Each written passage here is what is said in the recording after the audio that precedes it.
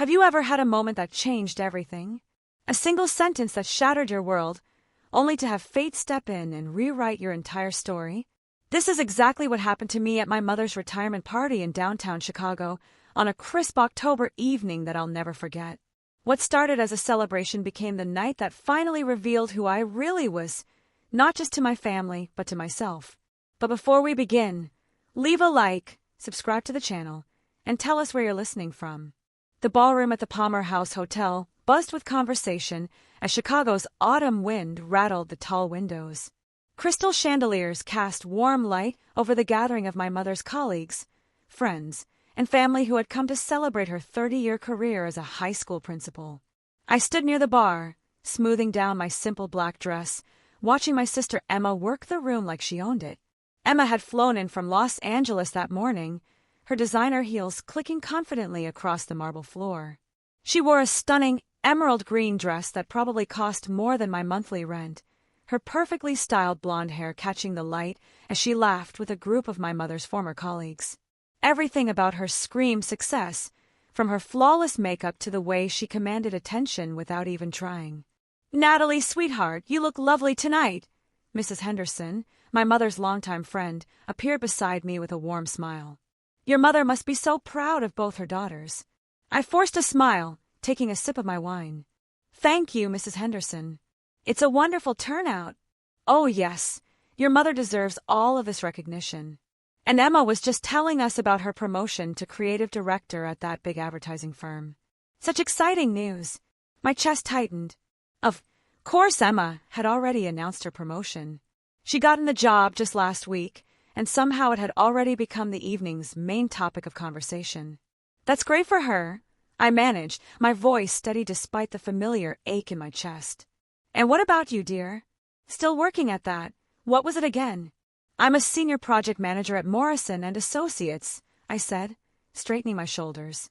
"We're a consulting firm that specializes in nonprofit development." "Oh, how nice," she said with the kind of polite smile that told me she had no idea what that meant. "Well, I'm sure your mother is proud of you too, dear."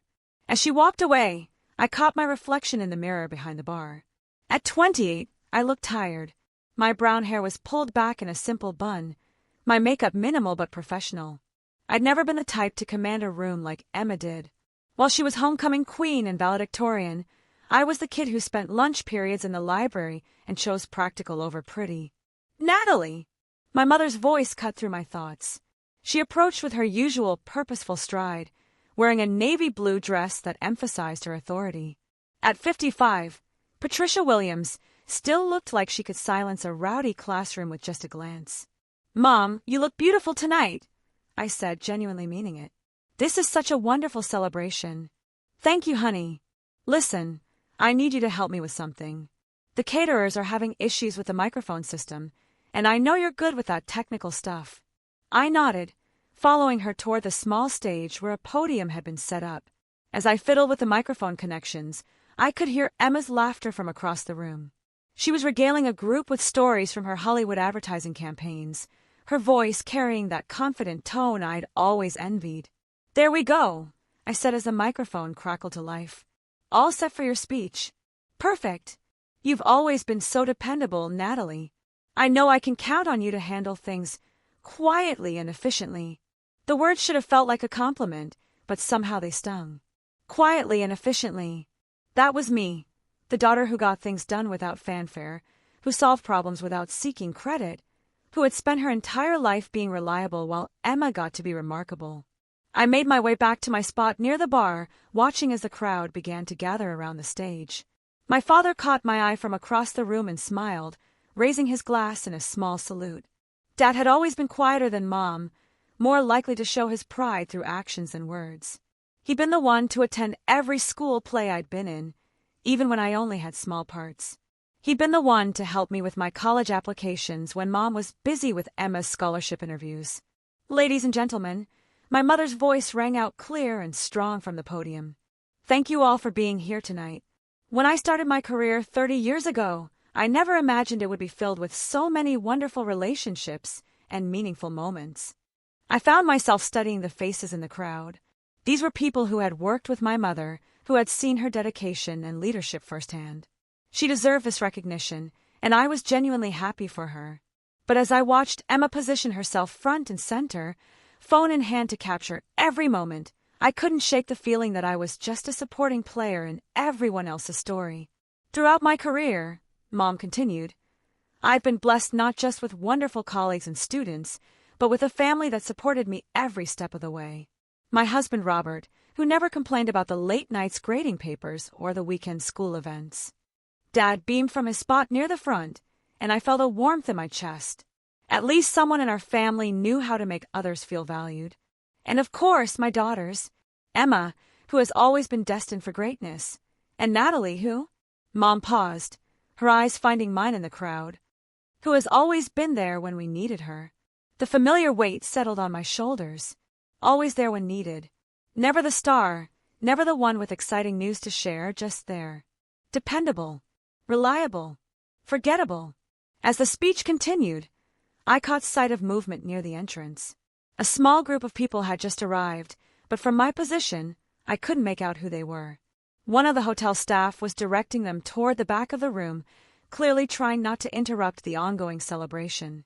I turned my attention back to my mother, who was now talking about the importance of education and mentorship. Her words were inspiring, and I found myself genuinely moved by her passion for her work. Whatever complicated feelings I had about our family dynamics, I couldn't deny that she had made a real difference in countless students' lives. Mom's really in her element tonight, Emma said, appearing beside me with her phone still recording. This is going to make great content for her retirement scrapbook. You're making a scrapbook? I asked, surprised. Well, I'm having one made. There's this amazing company in LA that creates custom memory books. It'll be perfect. Of course.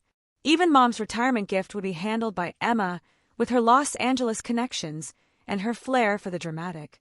I wondered if I should mention that I'd been quietly collecting photos and memories for months, planning to create something personal and heartfelt. But looking at Emma's confident smile, I decided to keep that information to myself. That sounds lovely, I said instead. The applause erupted as Mom finished her speech, and I found myself genuinely clapping along with everyone else.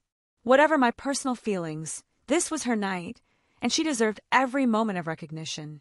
But as the crowd began to disperse and conversations resumed, I couldn't shake the feeling that something was building toward a moment I wasn't prepared for. The evening had been perfectly pleasant so far, but there was an energy in the room that suggested the real drama was yet to come. I had no idea how right I was.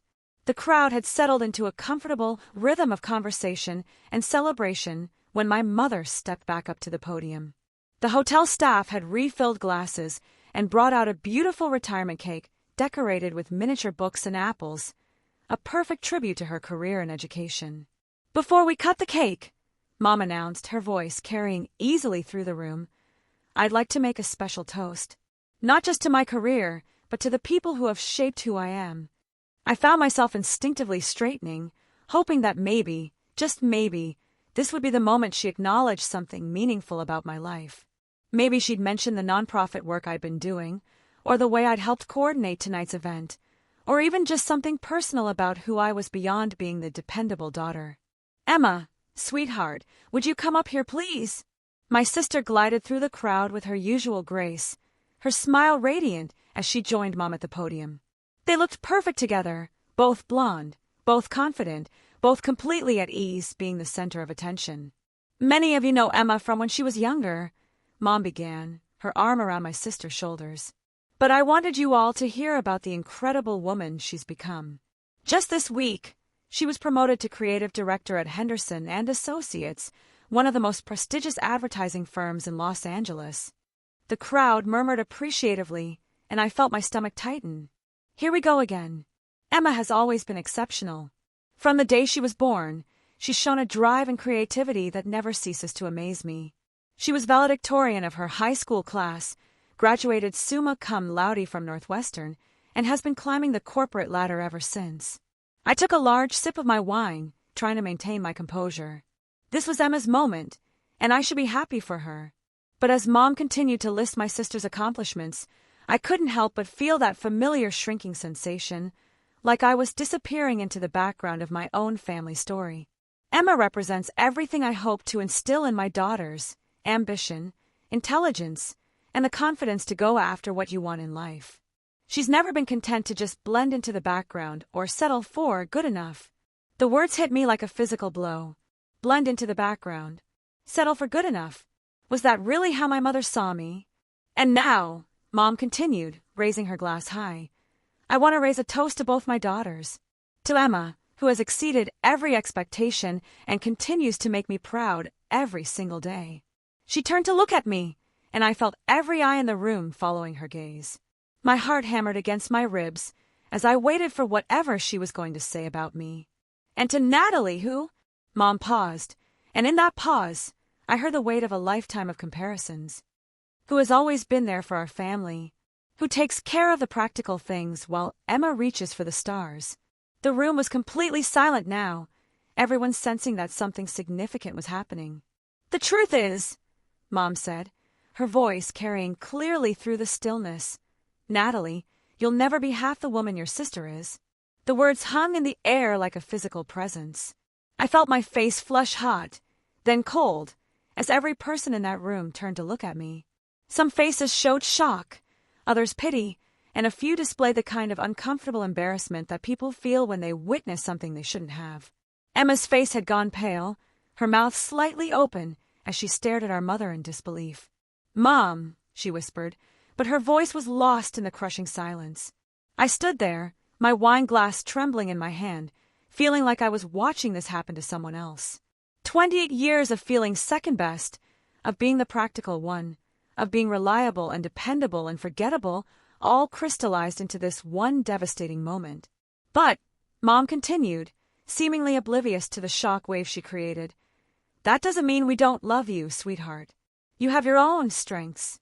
My own strengths. Said like a consolation prize, like something to make me feel better about being fundamentally less than my sister. I forced myself to smile, to nod, to play the part of the good daughter who accepts her place in the family hierarchy. But inside, something was cracking. Not just my heart, but something deeper, the part of me that had always believed that if I just worked hard enough, if I just proved myself enough, maybe someday I'd be seen as more than just the shadow of my sister's brilliance. To both my daughters, Mom finished, raising her glass higher. Different though you may be. The toast was echoed half-heartedly around the room, but I could feel the discomfort radiating from every corner. People were already starting to look away, to find other conversations to join, anything to escape the awkwardness of what they'd just witnessed. I raised my glass mechanically, took a sip that tasted like ash, and tried to figure out how to disappear. The bathroom seemed like my best option, somewhere I could lock the door and fall apart in private before returning to pretend everything was fine. But as I turned to make my escape, I noticed a commotion near the entrance. The group of people who had arrived during Mom's earlier speech were making their way through the crowd, and something about their purposeful movement caught my attention. "Excuse me," a familiar voice said from behind me. "I'm looking for Natalie Williams." I turned around, and my breath caught in my throat. Standing there, in an impeccably tailored dark suit, was James Morrison, the CEO of Morrison and Associates, my company. He was flanked by two other people I recognized from the executive team, and all three of them were looking at me with expressions I couldn't quite read. "Mr. Morrison," I stammered, my mind racing. What are you doing here?" "I was hoping to have a word with you," he said, his voice carrying the same authority that commanded respect in every boardroom. "If you don't mind." The conversations around us had started to quiet as people recognized that something important was happening. My mother, still standing at the podium, was staring at us with a confused expression. "Of course," I managed, though my voice sounded far away to my own ears. "Is everything okay?" James Morrison smiled, and it was the kind of smile that meant business. "Everything is more than okay, Natalie. In fact, that's exactly what I came here to talk about." The entire room seemed to hold its breath as James Morrison stepped forward. At 52, he commanded attention without effort. Silver hair perfectly styled, kind but sharp eyes behind wire-rimmed glasses, and the kind of presence that made people stand a little straighter when he entered a room. "I hope you don't mind the intrusion," he said, his voice carrying easily through the suddenly quiet ballroom. "But when I heard about Mrs. Williams' retirement celebration, I felt I had to come." My mother stepped down from the podium, her confusion evident as she approached us. I'm sorry, I don't believe we've met. I'm Patricia Williams. James Morrison, he said, extending his hand with a warm smile. CEO of Morrison and Associates. I believe you know my senior project manager, Natalie Williams. The way he said senior project manager made it sound like the most important title in the world. I felt a flutter of something I couldn't quite name, pride, maybe, or validation that I'd almost forgotten was possible. Oh, Mom said, her tone brightening artificially. Of course. Natalie works for you. Actually, James said, his smile widening, it's more accurate to say that I'm privileged to have her work with us. Natalie is one of the most remarkable professionals I've ever had the pleasure of knowing. I felt my cheeks burn, but for an entirely different reason than they had just minutes before. Around us, people were beginning to lean in, clearly sensing that this conversation was about to become very interesting. Mr. Morrison, I said quietly, you really didn't need to come all the way here. Oh, but I did, he interrupted gently. You see, Mrs. Williams, I have some news about your daughter that I thought her family should hear. Emma had moved closer, her earlier shock replaced by curiosity. Dad appeared at my side, his protective instincts clearly activated by the sudden attention on his younger daughter. What kind of news? Mom asked, and I could hear the wariness in her voice. James Morrison looked directly at me, and I saw something in his eyes that made my breath catch, respect, admiration, and what looked almost like fatherly pride. Earlier today, Natalie received confirmation that the Morrison Foundation Grant Program, a program she conceptualized, developed, and has been managing for the past 2 years, has been selected as the recipient of the National Nonprofit Excellence Award. The silence that followed was deafening. I stared at him, my mind struggling to process what he just said. The National Nonprofit Excellence Award? Dad repeated, his voice filled with awe. It's one of the most prestigious honors in the nonprofit sector, James explained, his gaze never leaving my face. This year, out of over 3,000 applicants nationwide, Natalie's program was chosen. The grant program she created has provided over $2 million in funding to small nonprofits across the Midwest, helping them expand their services and reach more people in need. I felt dizzy. The National Nonprofit Excellence Award. I'd submitted our application months ago, but the competition was so fierce that I'd barely allowed myself to hope. But that's not all, James continued, and I saw one of his companions, Sarah Chen, our head of development, step forward with a folder in her hands. Natalie, Sarah said, her voice warm with genuine affection, the award committee was so impressed with your work that they've asked you to serve as the keynote speaker at the National Nonprofit Leadership Conference in Washington, D.C. next month. The keynote speaker? Emma repeated, her voice barely audible. They want to use Natalie's grant program as a case study for sustainable nonprofit development, James explained. Her innovative approach to community-based funding has been revolutionary in the field. I was trembling now, my wine glass forgotten in my hand. This couldn't be real. Things like this didn't happen to people like me, the quiet ones, the reliable ones, the ones who worked behind the scenes while others took the spotlight. Additionally, James continued, clearly enjoying the moment, the board of directors has unanimously approved Natalie's promotion to Director of Community Development. The position comes with a substantial salary increase and her own team of project managers. The room erupted in murmurs of surprise and congratulations. I felt hands patting my shoulders, heard voices offering congratulations, but everything seemed to be happening through a thick fog. I don't understand, I said, my voice barely above a whisper. The award? I never heard anything. The notification came to the office today, Sarah explained. You were already gone for the evening, and James insisted on delivering the news personally. Natalie, James said, his voice gentle but firm, I need you to understand something. In my 30 years in this business, I've never seen anyone with your combination of vision, compassion, and execution. You don't just manage projects, you transform communities. You don't just meet goals, you exceed them while making everyone around you better at their jobs. I looked around the room, seeing the faces of people who had just witnessed my mother's devastating toast, now staring at me with expressions of shock and newfound respect. The Morrison Foundation grant program has funded 17 new after-school programs, 8 food pantries, 3 homeless shelters, and 2 scholarship programs for underprivileged students, James continued. Because of your work, thousands of people have access to services they wouldn't have had otherwise. You've literally changed lives, Natalie. I turned to look at my mother, who was standing motionless beside the podium, her face pale and her mouth slightly open. For the first time in my life, she looked at me like she didn't know who I was. Mom, I said, my voice stronger now, I tried to tell you about the grant program. Last Christmas, when you asked what I was working on, I started to explain, but you said it sounded complicated and changed the subject. The memory hung between us, one of dozens of conversations where my work had been dismissed as too technical, too boring, too forgettable to merit real attention. I didn't realize, Mom said, her voice small. Mrs. Williams, James said, his tone respectful but pointed. Your daughter is being recognized as one of the top nonprofit developers in the country. The work she's done isn't just impressive, it's groundbreaking. She's innovated funding models that other organizations are now trying to replicate. Emma stepped forward, her face flushed with what looked like a mixture of pride and embarrassment. Natalie, I had no idea. Why didn't you tell us?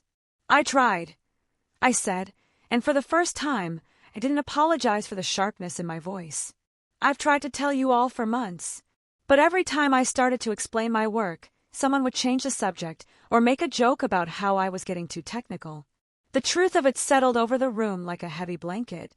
How many times had I started to share something important, only to be cut off or dismissed? How many accomplishments had I kept to myself because I'd learned that my family wasn't really listening? The award ceremony is in 2 weeks, James said, pulling out an elegant invitation from his jacket pocket. Natalie will be recognized alongside some of the most influential leaders in the nonprofit sector. The ceremony is being held at the Kennedy Center, and it will be broadcast nationally. I took the invitation with shaking hands, staring at my name printed in elegant script. Natalie Williams, National Nonprofit Excellence Award recipient. I know this is a lot to process, James said kindly, but I wanted your family to know how extraordinary your daughter is. We're incredibly proud to have her as part of our organization. As he spoke, I felt something shifting inside me. Not just pride, though that was certainly part of it, but something deeper. For the first time in my life, I felt truly seen. Not as the reliable daughter, not as the practical one, not as Emma's less impressive sister, but as myself, as someone who had worked quietly and diligently to make a real difference in the world. Congratulations, Natalie, James said, extending his hand. You've earned every bit of this recognition. I shook his hand, feeling the weight of the moment. Around us, the room was buzzing with conversation, but I could barely hear it over the sound of my own heartbeat. Everything had changed in the space of 10 minutes, and I was still trying to catch up. But as I looked around the room, seeing the faces of people who had just learned something new about me, I realized that the real change wasn't in how they saw me, it was in how I was finally beginning to see myself. The silence that followed James Morrison's revelation was unlike anything I'd ever experienced. It wasn't the uncomfortable quiet of my mother's cruel toast. This was the heavy silence of people recalibrating everything they thought they knew about someone.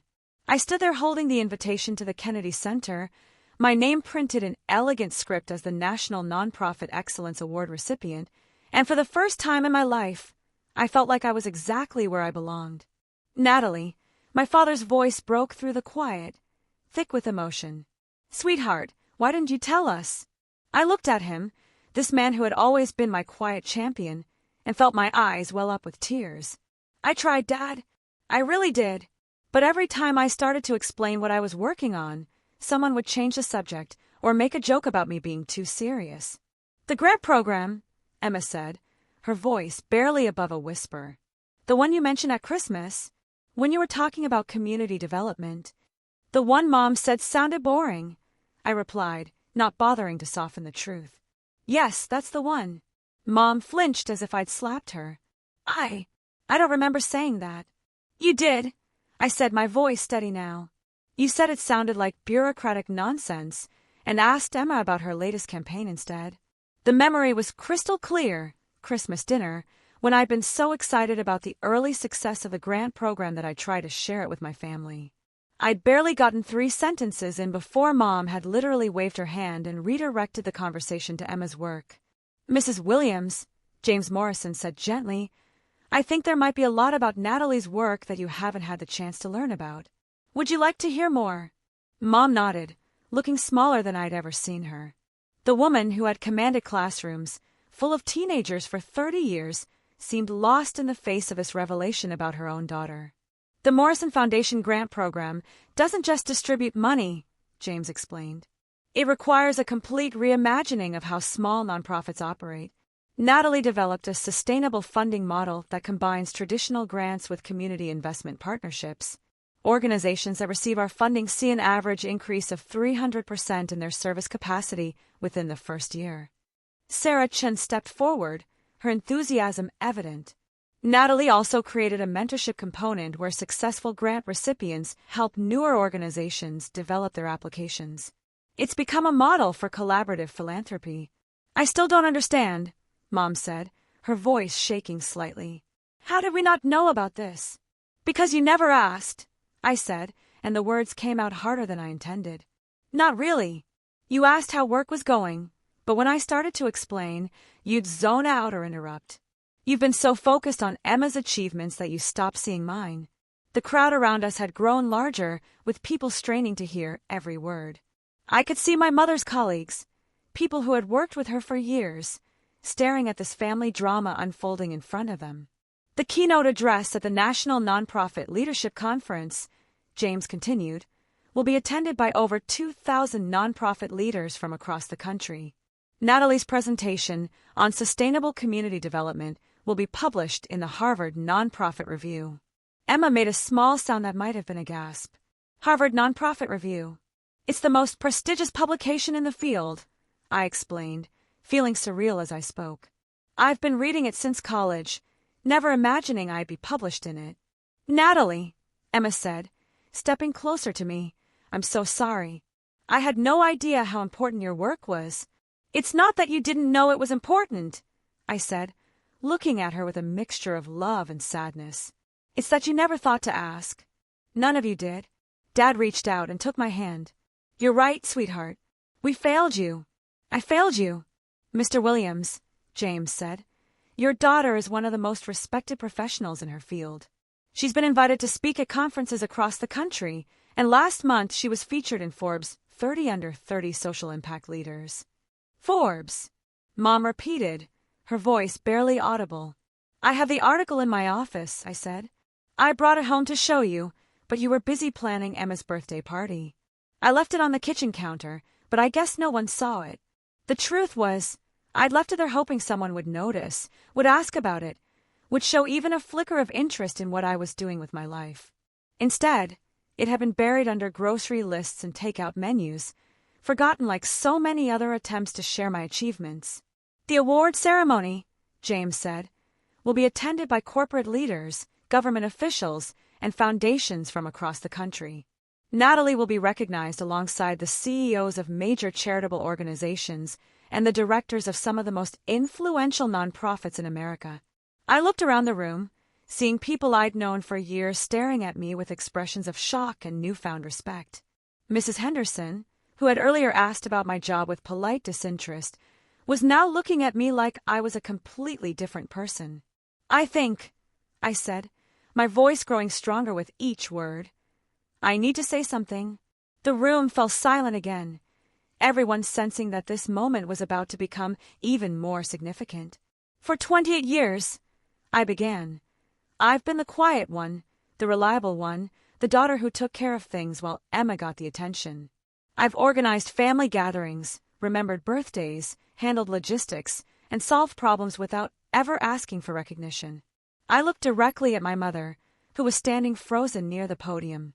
"But I also built a career that I'm proud of. I've worked 16-hour days to develop programs that change lives. I've traveled to communities across the Midwest to understand what people really need. I've written grants, managed budgets, and created systems that work." My voice was steady now, clear and strong in a way I'd never heard it before. "I've been published in academic journals, invited to speak at conferences, and recognized by my peers as a leader in my field. I've helped secure funding for programs that feed hungry families, educate children, and house the homeless. I've made a difference in thousands of lives. I paused, letting the words settle over the room. And I did all of this while believing that I wasn't good enough, that I wasn't worthy of attention, that I would never be half the woman my sister is. The silence stretched between us, heavy with the weight of years of misunderstanding and neglect. But you know what? I continued, looking around the room at all the faces staring at me.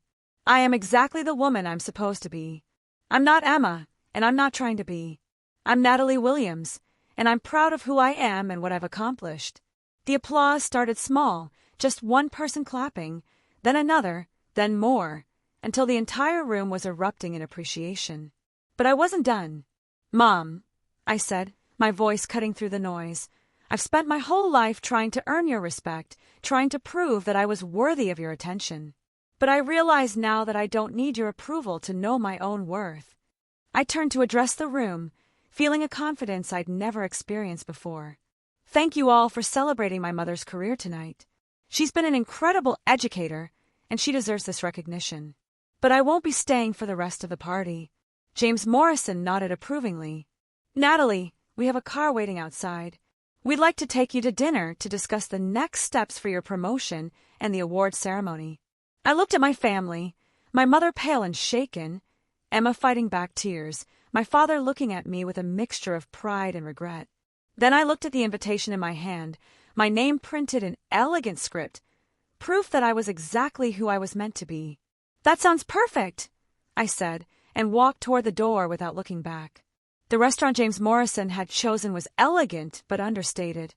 Exactly the kind of place where important conversations happened over perfectly prepared meals. We were seated at a corner table with a view of the Chicago River, the city lights reflecting off the water like scattered diamonds. I still felt like I was in a dream, like I might wake up at any moment and find myself back in that ballroom, trying to pretend my mother's words hadn't shattered something fundamental inside me. But the leather portfolio James had placed on the table was real, and the contract inside it was real, and the respect in the eyes of my colleagues was undeniably real. I have to ask, Sarah Chin said, cutting into her salmon, how did you keep going? I mean, after what happened tonight, it's clear your family hasn't been supportive of your work. I took a sip of wine, considering how to answer. I think part of me always knew that what I was doing mattered, even if nobody else seemed to notice. When I'd visit the communities we were funding, when I'd see the programs actually working, it felt important in a way that was bigger than family dynamics. That's exactly what makes you exceptional, James said. You've been intrinsically motivated by the work itself, not by external recognition. That's rare. Though a little external recognition doesn't hurt, I admitted, and they both laughed. Speaking of which, James said, opening the portfolio, we need to discuss the promotion. The Director of Community Development position comes with a substantial salary increase. We're talking about doubling your current compensation. I nearly choked on my wine. Double. You'll be overseeing a team of 12 project managers with a budget of over $5 million annually. You'll also be working directly with me on strategic planning for the Foundation's expansion. Sarah leaned forward. Natalie, you should know that when James announced your promotion to the board, it was unanimous. They've been following your work for months. Following my work. The success metrics on your grant program have been extraordinary, James explained. We've had inquiries from organizations across the country wanting to replicate your model. There's even talk of the federal government adopting some of your strategies for their small business development programs. I sat back in my chair, trying to process everything. 6 hours ago, I'd been the overlooked daughter, the reliable one who handled things quietly while others got the credit. Now I was being told that my work was being studied at the national level. I keep thinking I'm going to wake up, I said honestly. It's understandable, Sarah said kindly. When you've been undervalued for so long, it's hard to accept your actual worth. But Natalie, what you've accomplished is remarkable. You've revolutionized how we think about nonprofit funding. The keynote address, James said, will be your coming out party, so to speak. The entire nonprofit sector will be watching. Are you ready for that kind of visibility? I thought about my mother's toast, about the way she dismissed my work as bureaucratic nonsense, about the years of feeling invisible in my own family. Then I thought about the communities I'd helped, the programs that were thriving because of the funding model I'd developed, the thousands of lives that had been improved by my work. "I'm ready," I said, and I meant it. "Good," James smiled, "because I have another surprise. The Kennedy Center has asked if you'd be willing to have your acceptance speech broadcast live on C-SPAN. They want to feature your work as an example of innovative leadership in the nonprofit sector." C-SPAN, I repeated, my voice barely above a whisper. "National television," Sarah confirmed. "Your family will be able to watch you receive one of the most prestigious awards in your field." The weight of that statement settled over me. My mother, who had spent 30 years in education, would understand the significance of a nationally televised awards ceremony. There would be no dismissing this as bureaucratic nonsense. "There's something else," James said, his tone becoming more serious. "The award comes with a $50,000 grant that you can allocate to any nonprofit of your choosing. The committee wants you to announce your selection during your keynote address." I felt tears prick at my eyes. Not tears of sadness this time, but tears of pure overwhelm at the magnitude of what was happening. "I already know which organization I want to support," I said, my voice thick with emotion. "Oh," Sarah asked. "There's a community center in Englewood, one of the first organizations our grant program funded. They provide after-school programs for kids whose parents work multiple jobs. When I first visited them 2 years ago, they were operating out of a church basement with donated supplies and volunteer teachers." I paused, remembering that first site visit, how moved I'd been by the dedication of the staff and the eagerness of the children. Now they have their own building, certified teachers, and they're serving over 200 kids every day. But they need funding for a summer program that would provide meals and educational activities for kids who lose access to school lunches during vacation. "That sounds perfect," James said warmly. "Exactly the kind of program the award committee wants to highlight." As we finished dinner, my phone had been buzzing constantly with text messages. I'd been ignoring it, but finally glanced at the screen to see dozens of notifications. "Everything okay?" Sarah asked, noticing my expression. "My phone's been going crazy," I said, scrolling through the messages. "It looks like, oh my God." "What is it?" James asked. "Word has gotten out about the award. I'm getting congratulations from colleagues, from program directors I've worked with, from—" I stopped, staring at one particular message. "From my college advisor. Someone posted about it on LinkedIn. The nonprofit world is surprisingly small," Sarah explained. "Good news travels fast." I kept scrolling, amazed at the outpouring of support. People I'd worked with over the years were sharing their own experiences with our grant program, talking about the impact it had made in their communities. It was like seeing my career from the outside for the first time. "Natalie," James said as we prepared to leave, "I want you to understand something. What happened tonight with your family, that's about them, not about you. You've been extraordinary all along. The only thing that's changed is that now more people know it." As we stepped outside into the cool Chicago evening, I felt my phone buzz again. This time it was a call from my father. "I should probably take this," I said, looking at James and Sarah apologetically. "Of course," James said. "We'll wait in the car." I answered the phone, my heart racing. "Hi, Dad." "Natalie, sweetheart, are you okay? You left so suddenly." I could hear the worry in his voice, and despite everything, it warmed my heart. Dad had always been the one who tried to bridge the gaps in our family. "I'm okay, Dad. Better than okay, actually. Your mother is. She's very upset. She wants to talk to you." I looked out at the Chicago skyline, at the city where I'd built a career I was proud of, where I'd made a difference in countless lives, where I'd finally found my voice. "I'm sure she does," I said. "But I'm not ready for that conversation yet. She didn't know, Natalie, about your work, about how important it was. None of us did. That's the problem, Dad. You didn't know because you didn't ask. And when I tried to tell you, nobody listened." The silence on the other end stretched long enough that I wondered if the call had dropped. "You're right," he said finally. "We failed you. I failed you. I was so caught up in celebrating Emma's accomplishments that I stopped paying attention to yours." "Dad," I said, my voice softening, "I love you. I love all of you. But I can't keep trying to earn attention that should have been freely given. I can't keep pretending that being overlooked doesn't hurt. What can we do? How can we fix this? I thought about his question, about the years of feeling invisible, about the work I'd done while believing I wasn't good enough. I don't know if it can be fixed, I said honestly. But maybe we can build something new. Something where I'm valued for who I am, not judged against who I'm not. I'd like that, he said, his voice thick with emotion. I'd like that very much. I have to go, Dad. I'm having dinner with my colleagues, and we're discussing some exciting opportunities. Opportunities? I'll tell you about them soon. But Dad, I need you to know something. I'm proud of the work I do. I'm proud of the life I've built, and I'm not going to apologize for that anymore. Good, he said firmly. You shouldn't have to. As I hung up and walked toward the car where James and Sarah were waiting, I felt something I'd never experienced before, complete certainty about my own worth. The girl who had stood in that ballroom 2 hours ago, trying to smile through her mother's cruel words, felt like a stranger to me now. Ready? James asked as I slid into the back seat. Ready, I said, and I meant it. 2 weeks later, I stood backstage at the Kennedy Center, looking out at an audience that included some of the most influential leaders in the nonprofit sector. The green room was bustling with award recipients, corporate sponsors, and government officials, but I felt surprisingly calm. My phone buzzed with a text from Sarah. You're going to be amazing. The whole office is watching. Another message followed from my team. We're so proud to work with you, Director Williams. Director Williams. I was still getting used to the title, but it fit better than I'd expected. The past 2 weeks had been a whirlwind of interviews, planning meetings, and preparation for tonight's keynote address.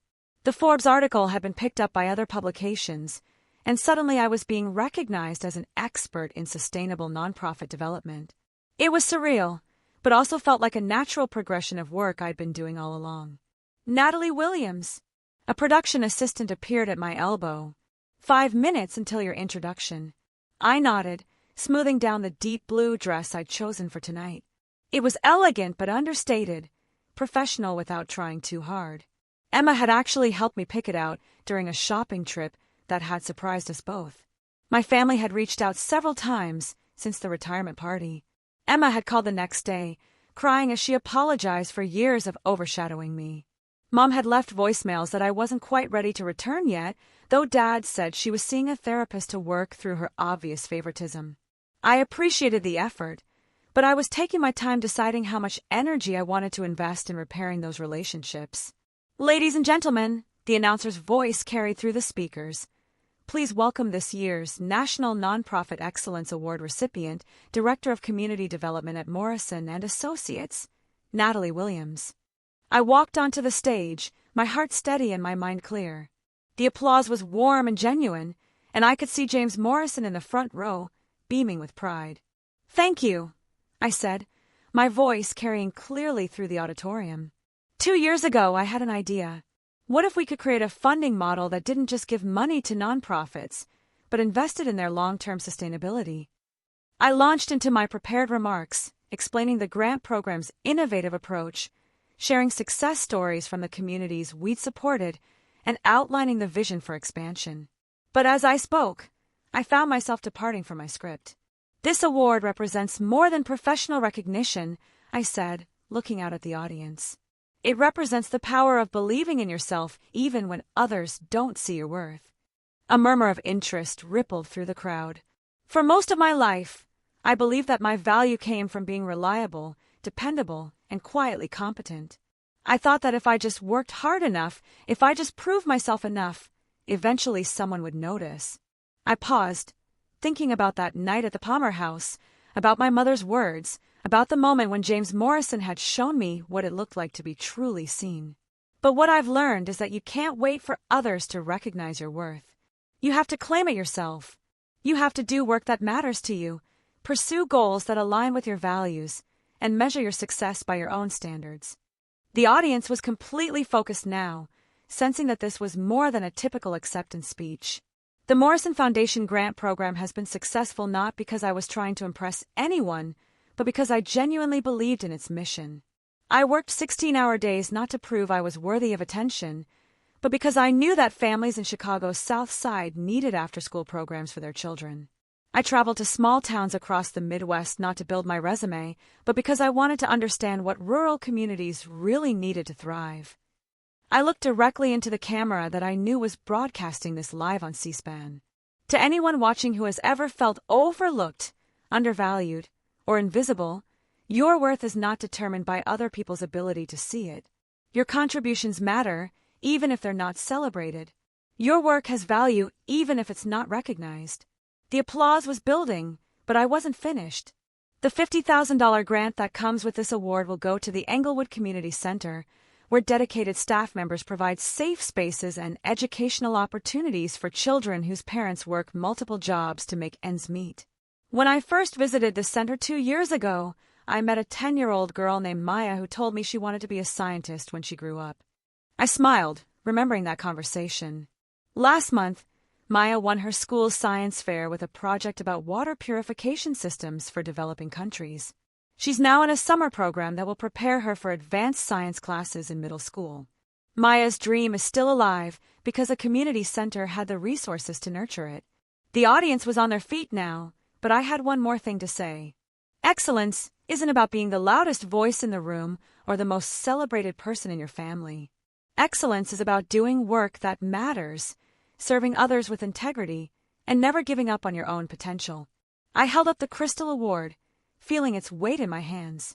This belongs to everyone who has ever chosen purpose over recognition, impact over applause, and substance over flash. Thank you. The standing ovation seemed to go on forever, but I barely heard it. I was thinking about Maya, about the hundreds of other children whose lives have been touched by the programs we'd funded, about the ripple effects of work done quietly and with dedication. As I walked off the stage, James Morrison was waiting in the wings, his eyes bright with pride. That, he said, was extraordinary. Thank you, I said, and meant it more than I'd ever meant anything. My phone was buzzing with notifications, and I could see from the preview screens that social media was already lighting up with clips from my speech. But what caught my attention was a text from my father. We're watching. We're proud. And we finally understand. Another message followed from Emma. You were right about everything. I'm sorry it took us so long to see who you really are. And then, unexpectedly, a message from my mother. I owe you an apology that can't be delivered in a text. When you're ready to talk, I'll be here. You are remarkable, and I'm sorry I forgot to notice. I slipped my phone back into my purse without responding. There would be time for those conversations later, when I was ready on my terms. For now, I wanted to savor this moment, standing backstage at the Kennedy Center, holding an award that recognized work I was genuinely proud of, surrounded by colleagues who respected and valued my contributions. I thought about the woman who had stood in that hotel ballroom 2 weeks ago, trying to smile through her mother's cruel words, believing that she would never be enough. That woman felt like a stranger to me now. I wasn't half the woman my sister was. I wasn't trying to be. I was Natalie Williams, award-winning nonprofit developer, respected leader in my field, someone who changed lives through dedication and vision. I was exactly the woman I was always meant to be. And for the first time in my life, that felt like more than enough. 6 months later, I'm writing this from my new office on the 15th floor of Morrison and Associates, looking out at Lake Michigan as the sun sets over Chicago. The nameplate on my door reads, Natalie Williams, Director of Community Development, and every time I see it, I smile. The Englewood Community Center summer program was a massive success. Maya, the girl who wanted to be a scientist, spent her summer learning about renewable energy and is now part of a mentorship program that pairs her with female engineers from local universities. Her dreams are bigger than ever, and she has the support system to achieve them. The Morrison Foundation grant program has expanded to 3 additional states, and I've been invited to speak at conferences across the country. Harvard Business Review published my case study on sustainable nonprofit development, and I'm currently writing a book about community-based funding models.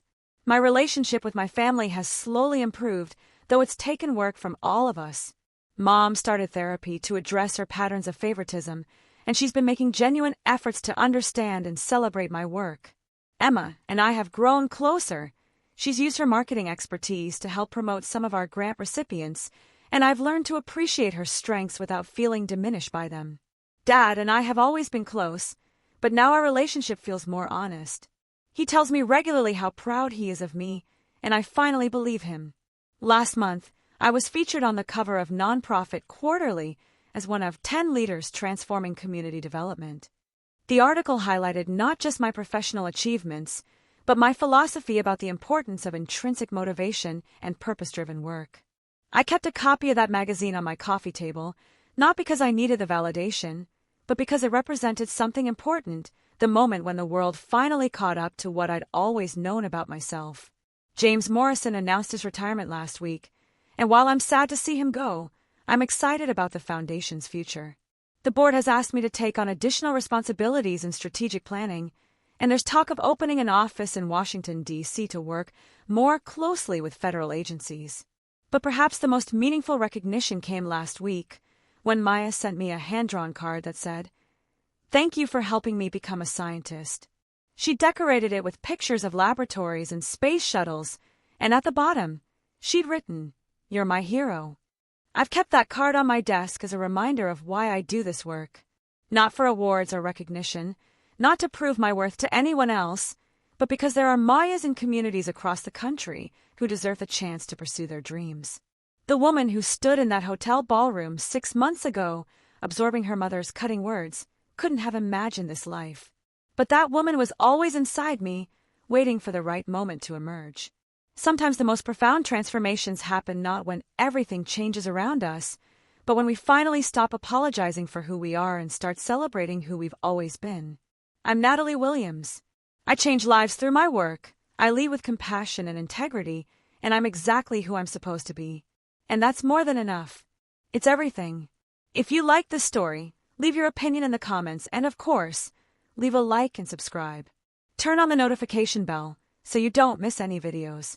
Big hug and see you soon.